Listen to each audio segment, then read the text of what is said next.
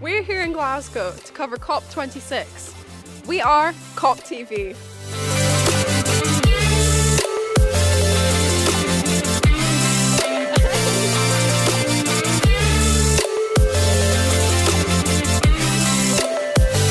Hi, I'm Finlay and you're watching COPTV.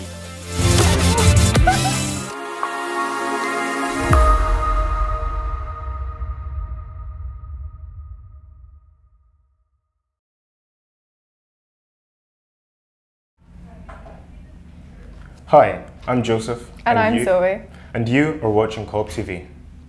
Welcome to tonight's show, live from the New York Times Climate Hub in Glasgow. Yesterday, we saw all the excitement leading up to our first broadcast, and tonight we will be giving you an insight to all the latest in climate change in the media, fast fashion, and a look into the blue zone as well. To kick things off, we'll be speaking to Bernadette Fischler from the Worldwide Fund for Nature. Hi. Hi Bernadette. How are you? I'm really well, thank you very much.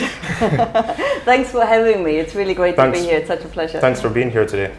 Okay, so we'll jump right in. Yeah. Okay, can you tell us what WWF is doing at COP26? Well, that's a good question because there's quite a lot that's happening. But let me tell you a little bit about what I'm doing with my team of influencers at COP26. So we are particularly focusing on influencing the negotiations, and there are two headlines that we really want to land. One is that we want to make sure that the temperature target of keeping global warming to 1.5 degrees stays within reach. At the moment, all the actions by countries put together add up to roughly 2.4 degrees, and that's definitely not acceptable. So we really want to go back to what was promised 6 years ago in Paris and keep this 1.5 degree target within reach. That's the one thing. The other thing is that we want to make sure that nature becomes a climate hero. That's actually really linked also to the 1.5 degree target, because you cannot stick to 1.5 degrees unless you really rely on nature, the way it draws down carbon from the atmosphere, the way it stores carbon underground, to get to that, yeah. Do you believe those targets are reasonable?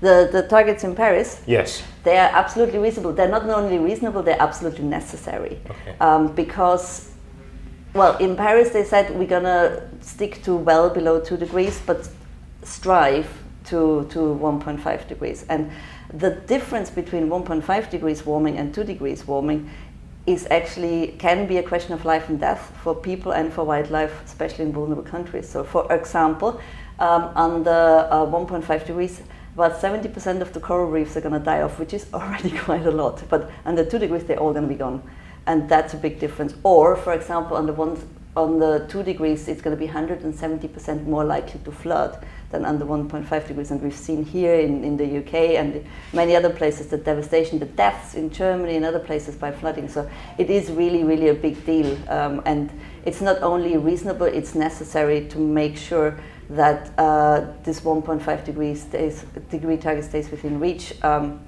it's not only for us here, it's definitely also for other countries, like all the islands that are going to sink.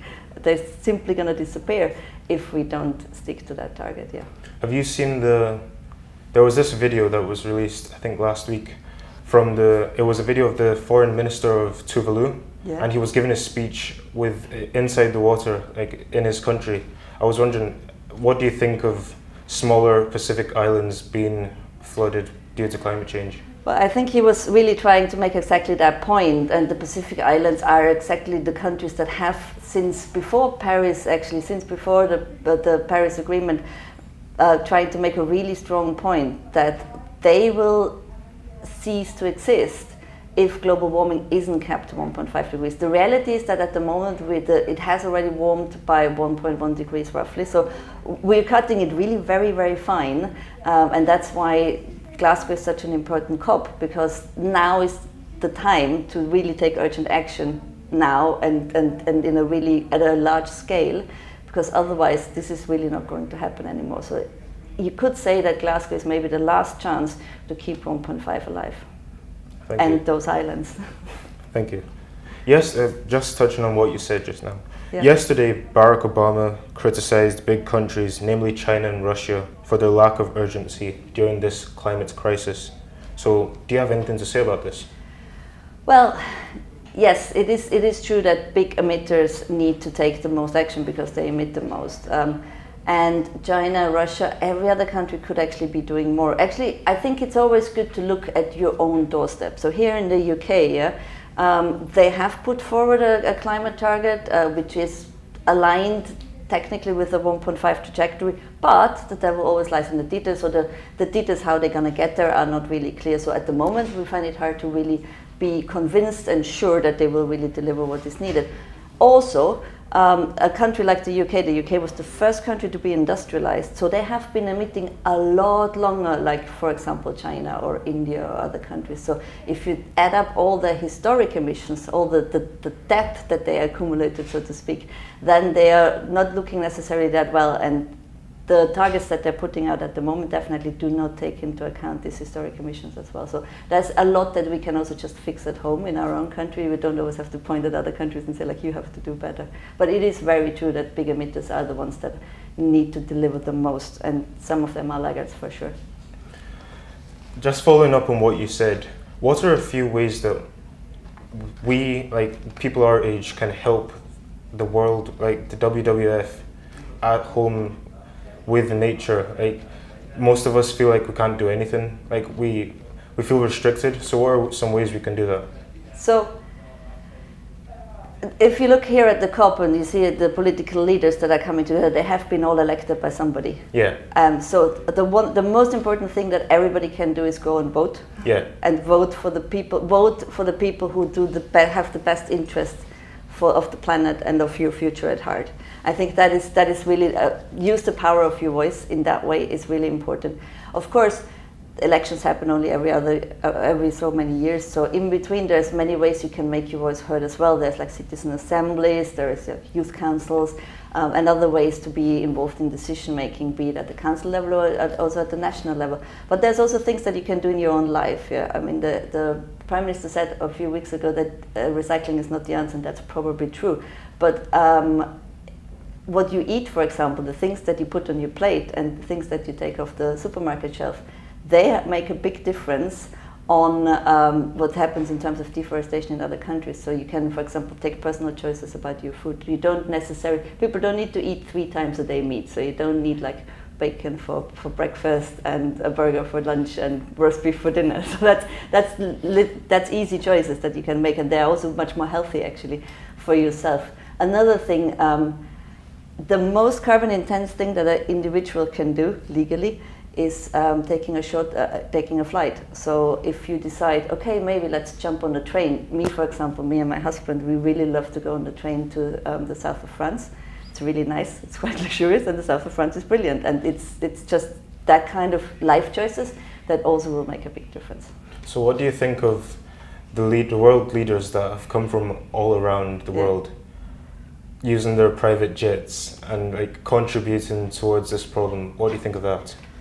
Well, there is something to be said about the value of meeting people in person. I mean, we've all been just stuck at home for months and months on end, not being able to meet people in person. So I think we all know exactly the difference between seeing somebody online in a Zoom room or on a WhatsApp chat or something, or being actually in the same room, being able to hash out, being able to relate, being able to have a face-to-face conversation, and especially when it's difficult topics like the ones that are being discussed at the COP at the moment, like about finance, how to rescue those island nations, how to ensure that they get compensation for the loss and damage they are experiencing.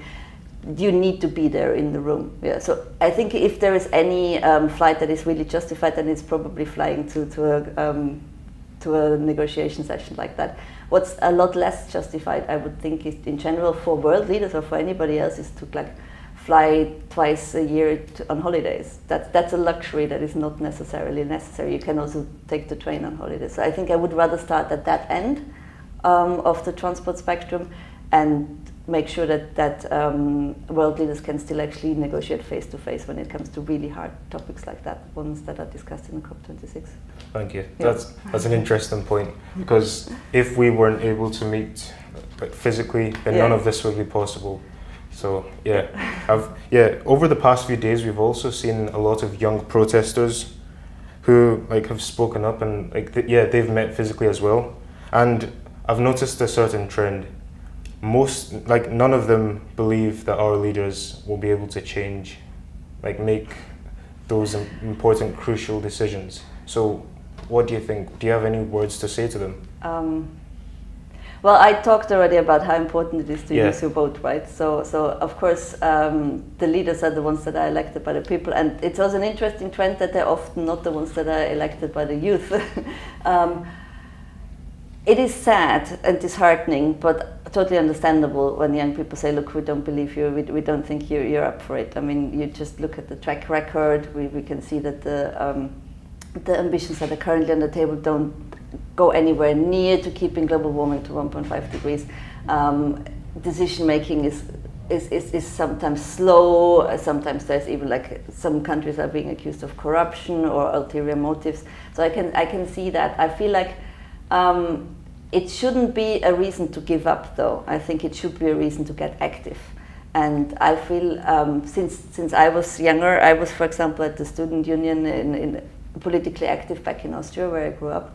And I think this kind of political engagement not only gives you a chance to change who will be your leader, it also gives you agency to raise your voice and to make it heard. And I think it really should be more of a rallying cry to get active rather than say okay, I give up. I don't think anything can change. So it's all about the mindset that you have.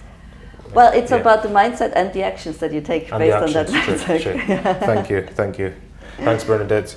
We'll be back in a moment, but here's today's daily roundup. Cool.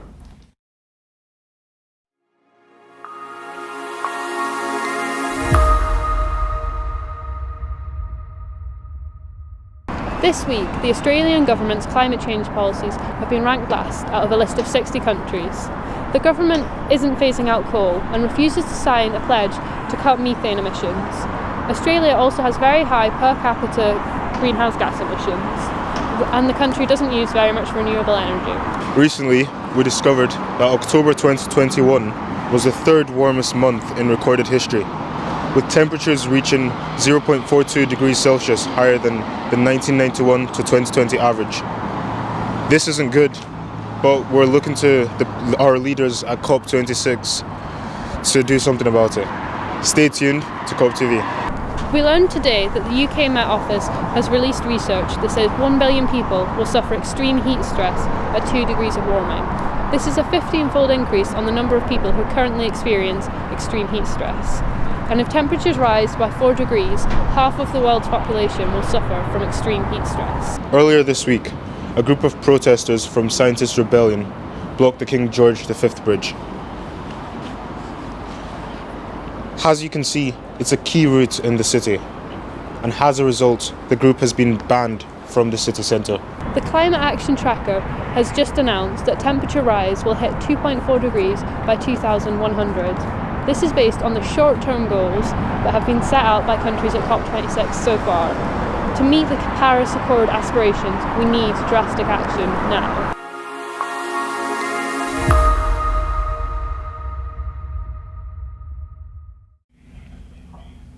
So Bernadette, as we saw there's some new analysis which suggests that the world is on track for 2.4 degrees Celsius of warming, despite the pledges that are being made. What are your thoughts on this?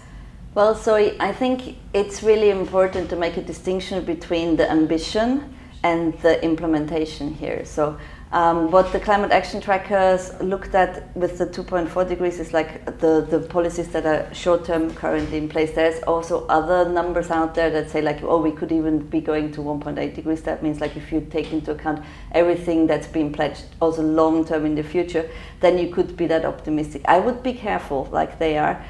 Because that is what countries say, what they put out there, and the devil always lies in the details. So we don't know the details, we don't see the action happening as well. So while the ambition gap is closing, there was a study before the COP that said we're going towards 2.7 degrees, and now with the new pledges that have been put on the table, it's more 2.4 degrees or less. That doesn't necessarily mean that they will do what they say. So I think the important task now for like organizations like WWF, young people, everybody, is to make sure that governments really live up to their promises, really put action to their words, and close also the implementation gap, and not just the ambition gap, because at the end of the day what they announce doesn't count until they actually do it. Yes, I would 100% agree with that. We're aware that you're a firm advocate for gender equality in climate change as well. So how much of a role do you feel that gender has to do in all of the changes which are going on, and hopefully changes towards a better sustainable future? Well, so I think there's gender is obviously something that is always with you at all layers of climate action and every other aspect of your life. So I think that I often, when somebody says mankind, for example, I go like, no, it's humankind. But when they say like climate change is man-made, I don't say no, it's human-made, because it genuinely is man-made. So I think there's something about a gender tendency in the power structures that we see around the world. And if you just look at they call it the family picture when they get all the presidents and prime ministers together. Last Tuesday they did that with 120, how many women were there? So I think a big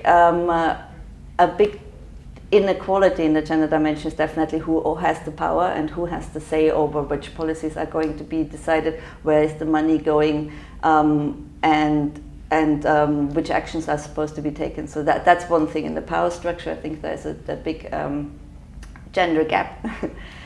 It's also in terms of impact. So you can generally, a rule of thumb is like everything that impacts people impacts women's births, or everything that impacts children impacts girls' births.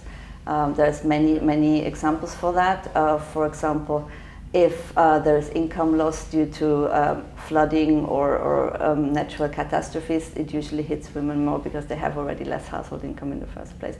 If there is a drought and kids can't go to school, or only one kid can continue to school, it's usually the boy that's being sent, especially in sub-Saharan African countries and Latin American countries. There's many, if there's household chores to be taken, and that's not only in developing countries, also in the UK, it's always the girls that we ask first. So it is something that is really intersectional. It goes across all areas of life, but it's not only something where women suffer. I think that women are also very much part of the solution. So I think that women you see a lot of amazing women leaders emerging. Just today I saw at the Blue Zone, Alexandria Ocasio-Cortez. I was like, okay, when I grow up, I want to be like her. So there's like amazing women leaders emerging, and there's also very practical applications. For example, where women are the part of the solution, because, like I said earlier, what you put on your table, what you buy in the supermarket, what you take off the supermarket shelf, can have a big impact on climate change. And it's normally women who go shopping, for example. Lots of the household spend is being allocated by women. And women, interestingly, provenly, are a lot better with allocating money and householding with it. So, yes, I personally think if women would be just in charge, then things would be looking a lot better. Sorry, Joseph. That's right. Well, speaking about in charge and changing things, how would you like WWF to be involved in the change that is happening? Well, I would hope we are already a bit involved in the change that's happening in many ways. So we are like influencing the negotiations. We also have teams that help mobilize the general public, supporters, disseminate information through media, social media, and other ways. One thing that WWF is very good at is like looking at the science. So we are like science geeks basically in the NGO world, yeah. And so we spend a lot of time looking at evidence like the one that Climate Action Tracker has published today, and try to translate it in a way that makes sense and we can communicate it to the general public. I think that's a unique ability that WWF has as such. Another thing that WWF is quite good at, I think, is bringing together celebrities at times. So we had already, I was really pleased last week. I could meet Eliud Kipchoge, who is the marathon champion from Olympic marathon champion from Kenya. Okay. And he came on the invitation of WWF and spoke at the opening of the Leaders Summit, for example, things like that. So that's one thing that WWF can do also quite well, convene and bring big voices, because with a big brand like WWF, that's a bit easier, I guess. What's also really important, and what I would like to actually see WWF do a bit more, is be a convener of many diverse voices going forward, both in the UK and internationally. So we are already trying to do that very hard, but I think I think there's still room for improvement. It's something where we can definitely still be a bit better. Definitely, 100% agree. So thank you, Bernadette. Let's take a short break and we'll have a look at one of the films that our team has been producing long before we started broadcasting.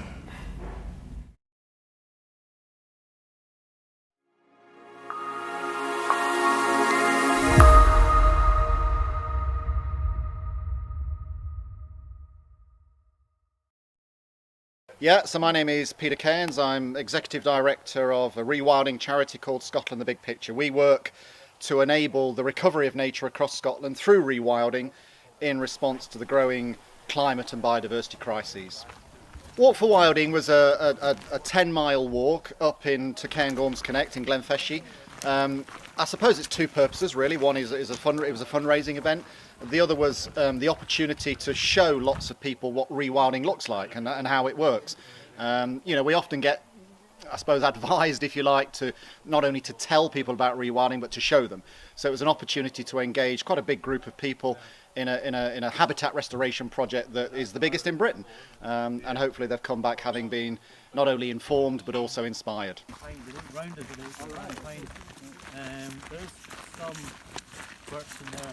Rewilding, I think, is great. I think it's part of an essential move for Scotland towards a properly sustainable landscape and economy. I think over the years there's been a lot of damage done with the land use that's been in place, and I think the way agriculture's been funded and subsidised is flawed. So I think, especially as we're sitting here now with climate crisis, nature crisis, all kind of crises round about us, rewilding and getting the land back, getting the trees back, getting carbon captured is an absolutely vital part of that. Perfect, thank you. And lastly, what is your dream for Scotland's future? I suppose the big picture dream lists a whole load of things because we're greedy. But I think, fundamentally what we want to see in Scotland is more life, and that's more human life, but also more people. And I think, there's this narrative around rewilding that we face a binary choice. We can either have more nature or we can have more people, but we can't have both. And certainly from Scotland Big Picture's point of view, we rewild for nature, of course, for climate, and absolutely, and crucially, for people too. And we think those three can sit very, very comfortably. I feel almost embarrassed that I am responsible for what my children and now my grandchildren have to inherit, which is a right muckle mess. Or do I do something that's a bit more subtle, a bit more positive? Mm-hmm. And that's where rewilding comes in for me. Yeah. But then what young people think and do has to inform what we do, because my lot say, we'll clean up the planet by 2050. Well, that's completely unacceptable. To you guys, how dare we say that, It's what needs to be done. We are in a climate and a biodiversity crisis. Things have to change, and they have to change pretty quickly. That we try and do it through hope. Here's the problem, this is what's happening, but we can make a change. We can all do things to make it better, so it's not all doom and gloom.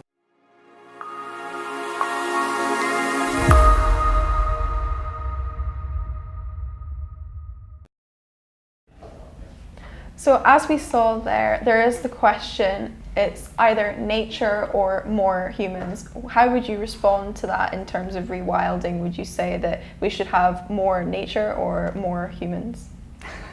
I'm not sure if that's an either or question, to be very honest.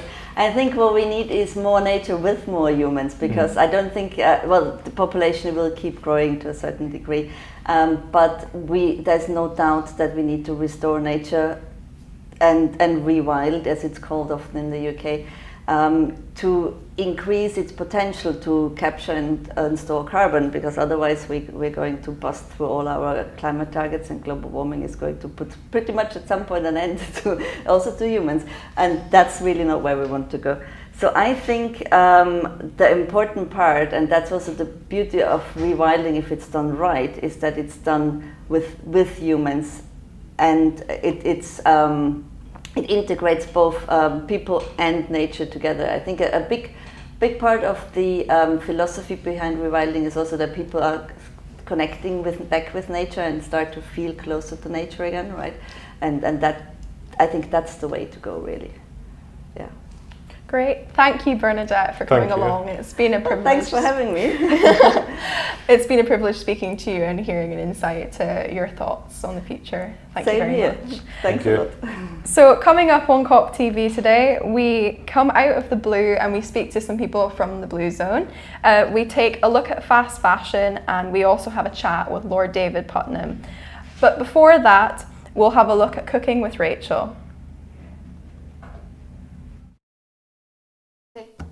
Hi, I'm Rachel, and today I'm joined by my friend Casey, and over the course of this week we're going to be creating some vegetarian and vegan dishes. Today is day 1 and we're making berry tarts.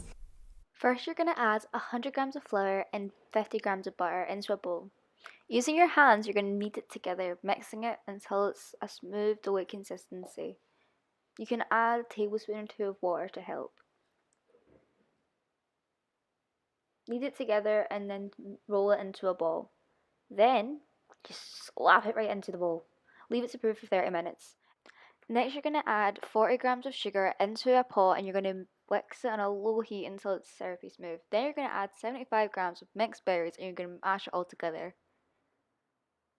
Once smooth, you should leave it off to the side on a low heat.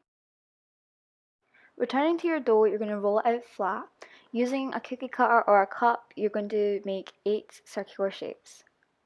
You're then going to place your 8 circular shapes into either a cookie tray or a tart one. Pat them down to make sure they're smooth. Then you're going to place it into an oven preheated at 180 degrees fan or 200. Then you're going to wait. And wait.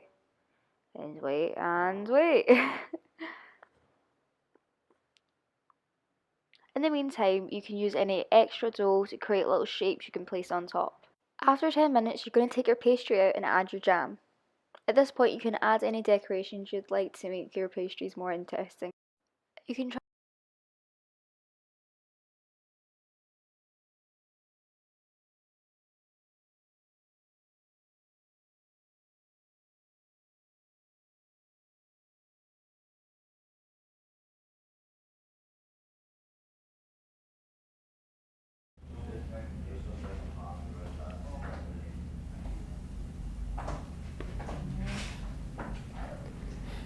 Thanks, Rachel. I don't know if I want to eat one of those though. You can catch more cooking with Rachel later on in the week. Now, last week we caught up with filmmaker and environmental campaigner Lord David Putnam in his first interview since retiring from the House of Lords.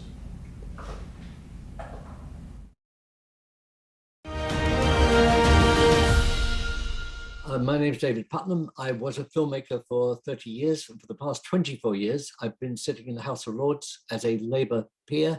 That ended last night, believe it or not. I retired yesterday evening after 24 years.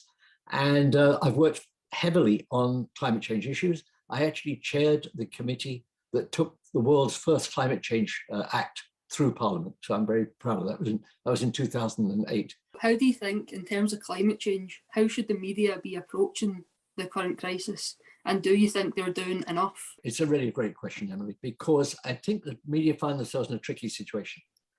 If they go too hard on the threats and too hard on, as it were, your fears, and I had someone that said this to me the other day, are they kind of disincentivizing you from doing things? So how do they balance out hope and fear? How do they make sure that we all are sufficiently aware and sufficiently fearful of the ramifications of accelerating climate change? On the other hand, how do we see ourselves as having some kind of future? Now, my own position, and I'm not trying to impose this on anybody, is that we have left things too late, in one sense. We will bust through the 1.5 that we keep talking about as being the limit. I think we'll probably end up going much closer to 2, maybe even over 2. However, on the hopeful side, and I can say this to your age, and this is no use to me because I'll be long gone, we will bend it back and basically begin to recover. So I think by 2030, things are going to look pretty grim. But by 2050, we could have actually made serious progress and be getting things back. Here's the problem. During that period, between 2030 and 2050, many of the world's poorest people will suffer irretrievably. So food shortages, water shortages, food scarcity will become a massive issue. That will result in mass migration. So the most destabilizing aspect for you, for your generation, of climate change will not be gasping for air or not having enough to eat. It will be dealing with the implications of mass migration from those parts of the world, which will have reached a point where they're in survival mode. You know, people don't die quietly. If people think that they cannot possibly keep their children or themselves alive, they'll move. And so that clash of civilizations, if you like, is something you and your generation will have to work through. And it won't be easy. Was there a turning point for you in your career that made you become a climate activist? And obviously you were a producer on the film Local Hero, which does have underlying environmental themes. Did that play a role in that decision? It started actually with water privatization. I was very, very angry and opposed to water privatization in, I think, around 1987, 67. And that kind of, that's any activism in this area probably started then. Back in 2008, you helped with the Climate Change Act, putting it into place and getting it through Parliament. How do you think it's helped cutting the UK's emissions? It's created awareness. The most important thing we did was we created a legal requirement for government to take seriously and address the issues of the Climate Change Committee. So if I look back, the most important thing we achieved was the establishment on a statutory basis, that means on a legal basis, of the Climate Change Committee. The Climate Change Committee reports, I think, twice a year to government, and government is required in law to take account of their findings.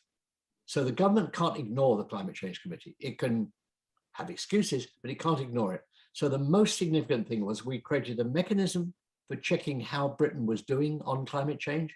We created a committee that could critique the government and say what was not happening and what needed to happen. And we had a situation where the government, by law, had to try to conform to or move towards climate limits, carbon limits. So those were great successes. And it's interesting to say that I, in the end, had near unanimous support. And the only problems I had were with those MPs and parliamentarians who were representing very clearly oil and gas, oil and gas interests. So, and there were only 2 or 3 of them, but for the most part, we got an amazing vote through Parliament, overwhelming vote through Parliament. What do you think the main priority should be for the politicians, and are you hopeful that change will happen? The most important requirement is they shouldn't treat it as a PR exercise, because then you, frankly, like you and Emily, should be outraged. If you're getting fobbed off effectively by a PR exercise, you should be furious. Their obligation is to tell you the truth. Their obligation is to tell you where we're headed, what we may be able to do, what people like yourselves could do to help make that possible, because in the end, it is about your futures. It's honestly not about the futures of almost anyone who is a delegate, a government delegate at the climate change conference. So yeah, I think their obligation is to be truthful with you, tell you what is and isn't possible, and you need to be very suspicious of anything that you feel is in some way, shape, or form just trying to fob you off. That would be serious if they did that.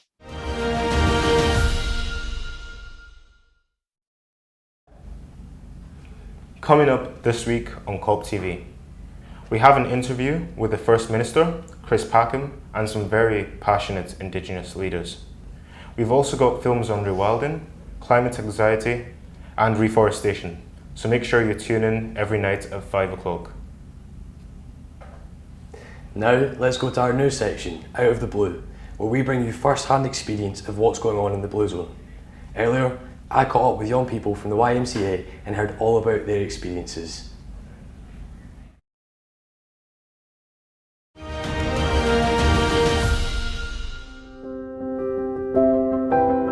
My name is Rodrigo Contriano and I'm from Peru, and I'm here to represent my YMCA from Peru, and I'm here to represent the YMCA worldwide. We want three things as YMCA. We want to promote the involvement, engagement of young people in decision making over COP. We want also to showcase like our job, our groundwork, not worldwide, and we also want to get resources to push those works forward. Great. Hi, I'm Mary Jane, and I work for Paisley YMCA. We're a digital focused YMCA, so we focus on teaching like STEM and digital skills and programming, etc. Perfect. So, what are you guys doing every day in the Blue Zone? Can you just kind of like walk us through like what a typical day is and what it's like for you guys to be there? Sure. Well, we come all the way from Stirling, so we wake up really early. We get breakfast, get to a train, get here. The Blue Zone is it has a lot of security. So we have to go through security. We walk into this big venue. There's a lot of events going on at the same time. There are negotiations, panels, side events.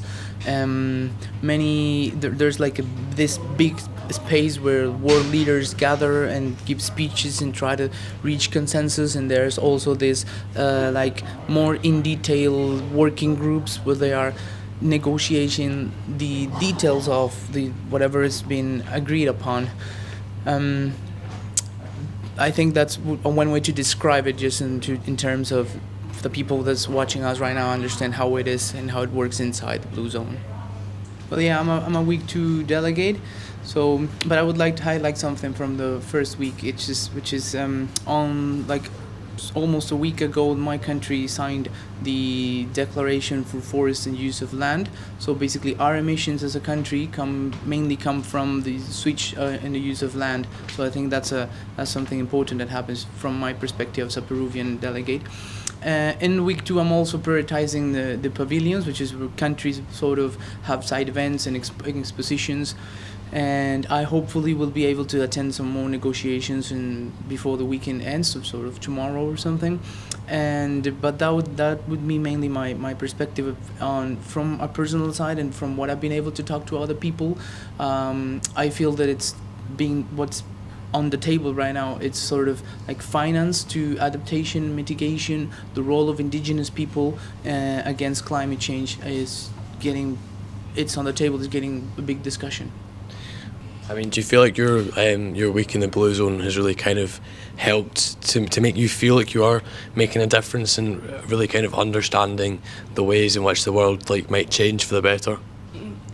Well, in the Blue Zone, I would say my biggest thing is just that I feel like at some point, because I personally have a disability, that people with disabilities have been forgotten. Like I work with a lot of disability charities, so my takeaway was kind of like Glasgow wants to prioritise, uplifting current houses to be more environmental instead of building new properties. And while I think that's admirable, old properties do not have the same regulations as new properties to modernise and consider everyone's needs. So I think there should be a blend, and I think more disability advocates and more things should be on the table to not leave them behind.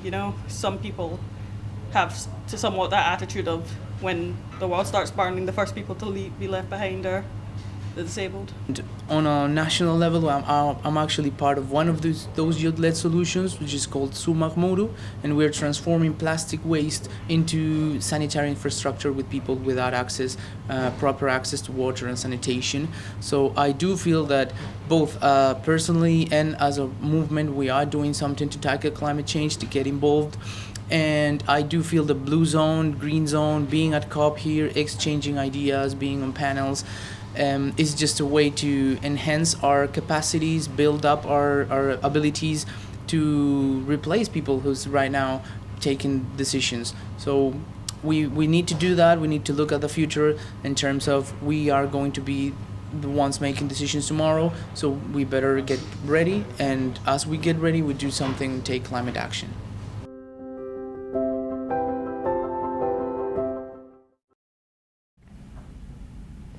Now, it was really great to hear the perspective of other young people, especially on issues that we might overlook if they don't directly affect us.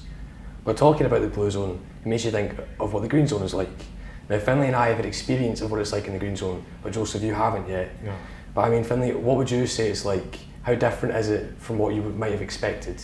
I really enjoyed being in the green zone. There was a lot going on. It was very interesting. There was really interesting exhibits and kind of there was a room where all the sponsors of COP26 were, and that was very interesting as well. So I enjoyed it a lot. And in the morning we got to go to the planetarium, and we got to see a talk about, or a talk from Walrus from Space, which was very interesting. So I thoroughly enjoyed that. Yeah, that does sound amazing. I mean, I would say personally, I mean, the exhibitions, they really do open your eyes to the new innovations that are constantly coming, and they do make you think of like the scale of the problem that we do face in the climate crisis, about just how many people need to be involved and how much action we need to inspire just among the general public. But I mean, I was also like lucky enough to attend a talk. I attended a talk on the importance of female migrants in climate action. And it really is, it's so amazing to see a platform given to people who may not really have this on a global scale before. It really opens your eyes and your mind to see just how cooperative climate action can be when we all work together for the greater good. But yeah, so. Definitely. Yeah, I would have said just one thing adding on that is getting younger people involved as well. It gives them a chance to kind of like get involved and say, this is a climate crisis, these are ways we can kind of sort it.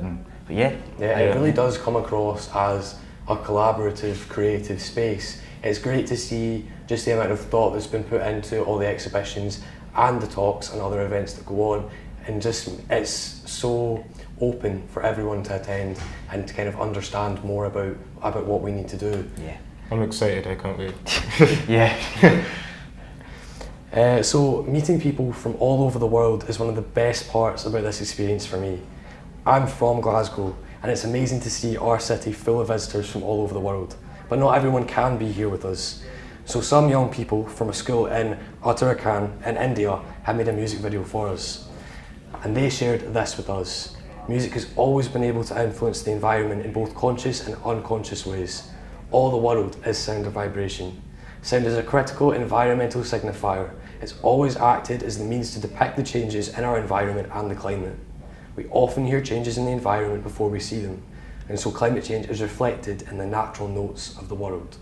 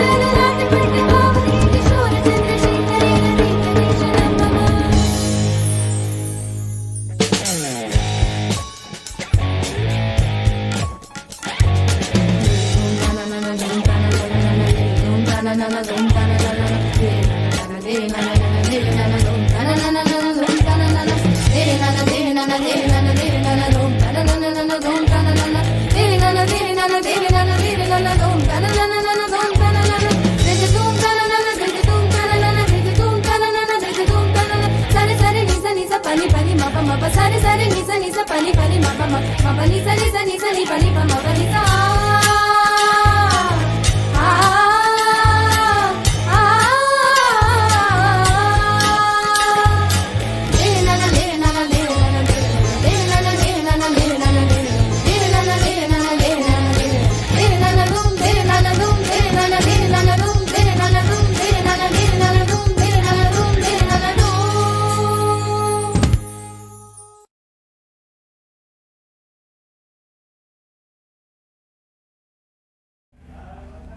As you might have seen on last night's show, we had an awards ceremony. One of the shortlisted films was about a subject that has a massive impact on the climate crisis.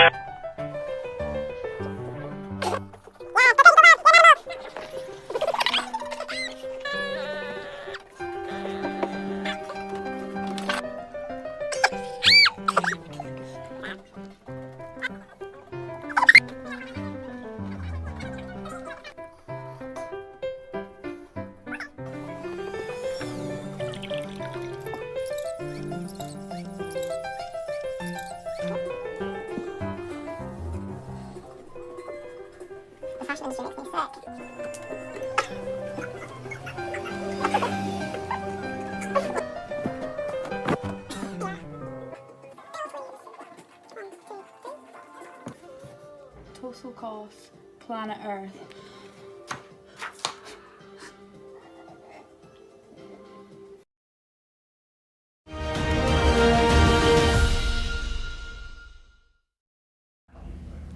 That film was actually made by a group from Paisley near Glasgow, and I visited with them a few weeks ago to see how they were dealing with fashion in a sustainable way.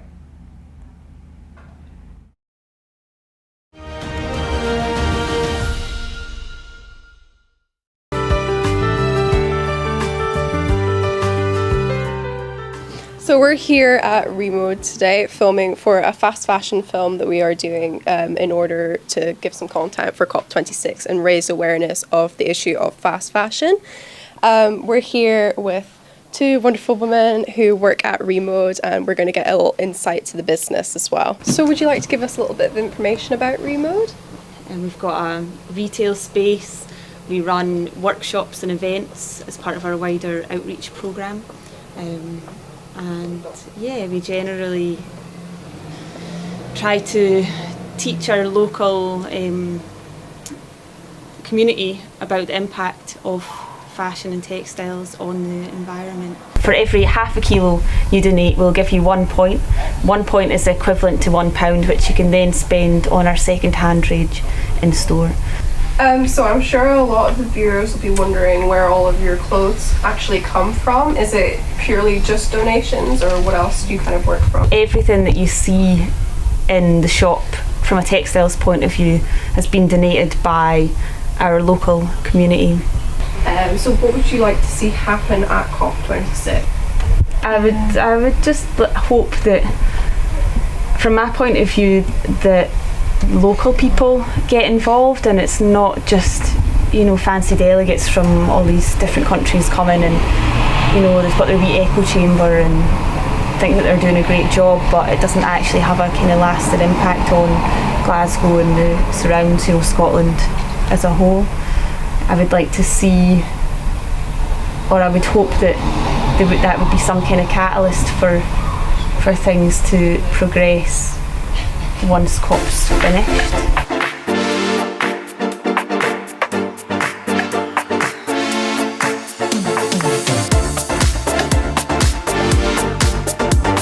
education is one of the biggest topics that we would like to talk about with you all. We all think that feeding into the cycle of fast fashion is not the way forward, and so does the team here at Remode, and that's their different and fabulous take on everything here, as you saw in the shop and all of the outfits that we tried on.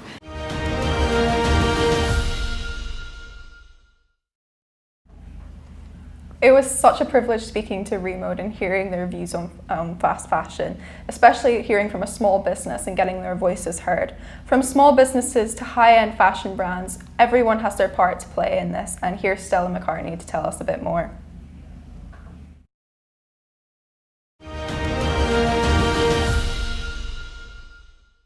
The fashion industry is one of the most harmful industries in the world to the environment, and why we're getting away with this with nobody really paying attention to it seems kind of crazy. You know, you guys need to talk about it, put it front of page and shout about these issues, get information out to people. I think people just don't even understand what the word sustainable means anymore. What is sustainable? What makes something sustainable and not sustainable when you're looking at fashion? I can tell you right now that animal agriculture is the biggest harmful, element to the fashion industry. Cutting down our rainforests, 18% of greenhouse emissions comes from leather for handbags and shoes. My name is Lucia Gaspari de Solin, and I'm originally from Slovakia. I'm running a brand called Prolong, which is an upcycling brand where I turn unwanted clothing into brand new bags with a new purpose. I think that information is key, politicians need to step up with our industry leaders in fashion, and the consumer needs to stop buying crap. When you're buying something, it should definitely be secondhand, or it should be from a brand that is very transparent about the fact that they're sustainable. Any tiny little move by a consumer has a massive impact, because all of those fashion brands are listening to their consumers. We have huge power in this conversation. People need to be much more aware that they actually have the power over these industries. I think that the change should come from the people and not from the industry.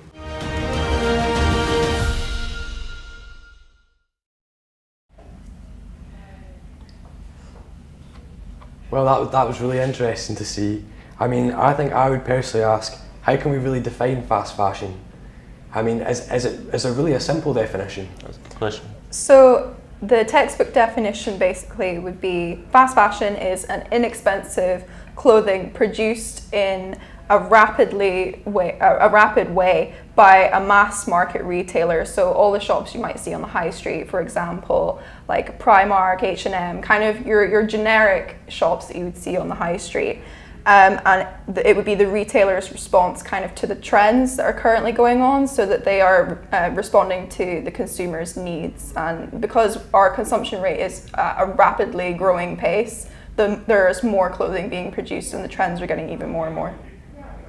I mean, even if fast fashion is based around trends, I mean, how can we really keep our individuality? How can we feel fashionable and still shop sustainably?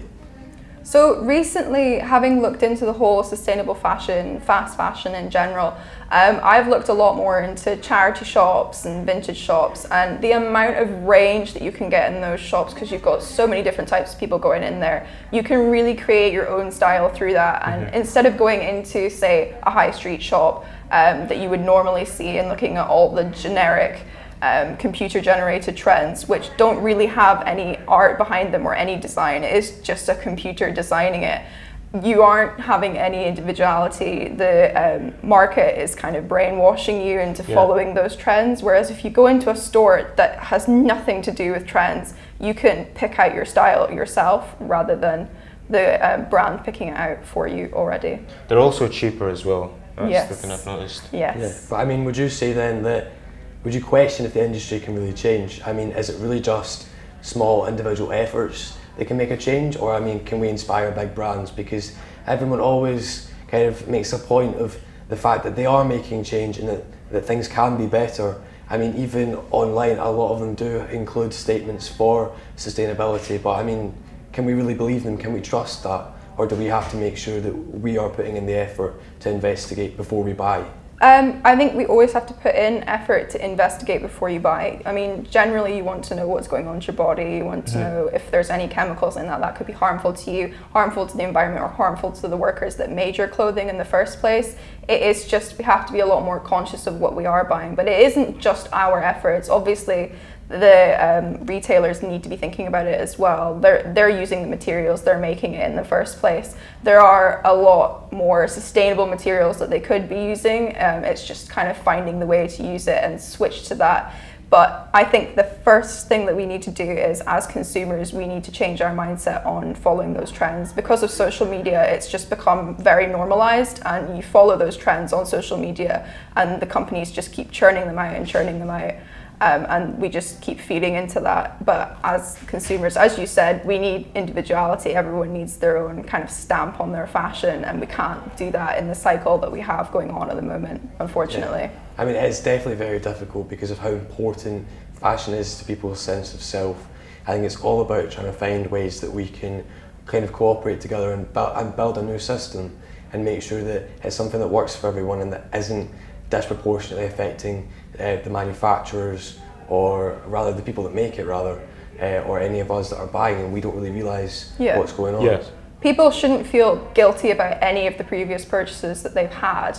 None of us knew what was going on until very recently, when it's become our job to now know. We have to be a lot more conscious, as we've already kind of discussed. But because of the growing consumer rate, that is the main driving factor for fast fashion. If we kind of slow down the amount of clothes that we are consuming, and we just buy kind of what you need, if you look in your wardrobe and decide what matches things you have in your wardrobe before impulse buying, for example, that could slow it down. And you didn't know about those brands, as we said. So now that you do know, you could either maybe just buy one piece of clothing from them rather than the 5 that you might have got in a deal, for example. Or you could go and look for more eco-conscious brands, but sometimes they can be a bit more expensive. So it is just all about consumption, really. You just need to invest in your clothing rather than impulse buying. Yeah, well, that really does leave us with food for thought. But yeah, so thanks so much for watching. We've been COPTV, and tune in tomorrow for more of the latest from COP26 in Glasgow and beyond.